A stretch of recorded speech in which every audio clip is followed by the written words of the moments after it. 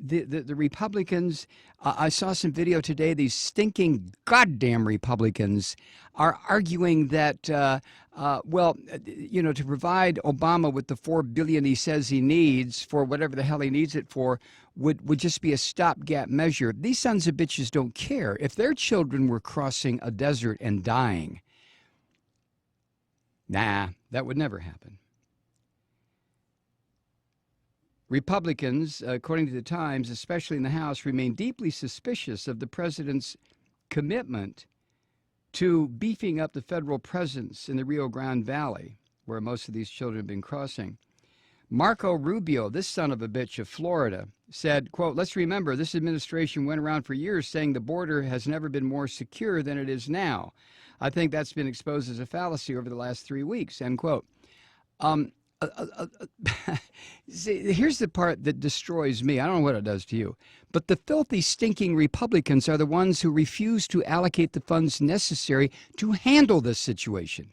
And regardless of Obama's history or record over here and over there and over there, I'm talking strictly now about a humanitarian effort to save the lives of these kids. And the kids that are coming to this country because of destructive, violent policies that have been going on with the U.S. backing in Central America for decades.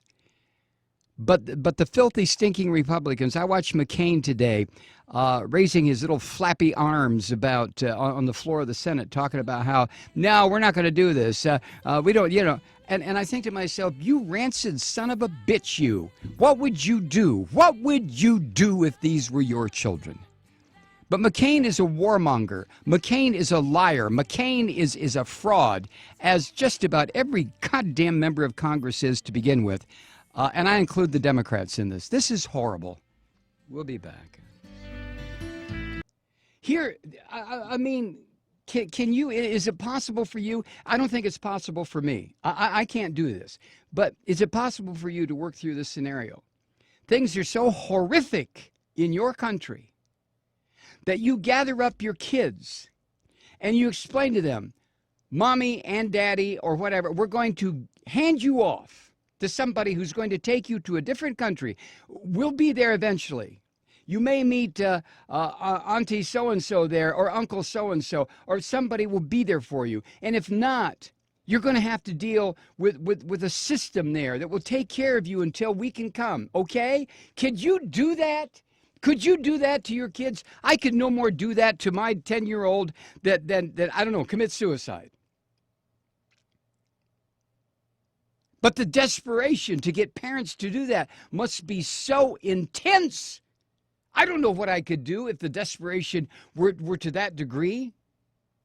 But every time I see this story, every time I hear more and more and more about this horror that we've perpetrated on an entire section of the Western Hemisphere, for a century we've done this.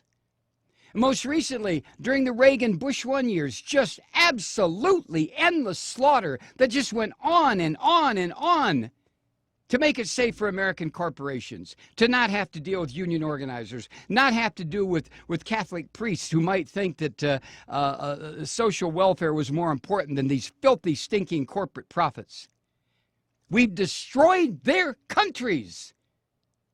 And now we're willing to destroy their children. I'll tell you, there is a day of reckoning coming for this country. I think most of us who can still think understand this. Not a day of reckoning from God, but a day of reckoning. You can't do this kind of stuff, the kind of stuff that the U.S. has been doing, U.S. government, Democrat or Republican.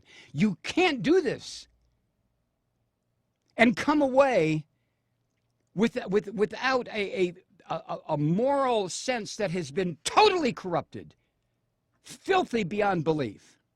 You can't invade countries. You can't deny children sanctuary. You can't tell women that they have no business taking care of their own bodies. You can't support warmongers all over this goddamn planet. You can't back up and install dictators. You can't keep doing this with no consequences.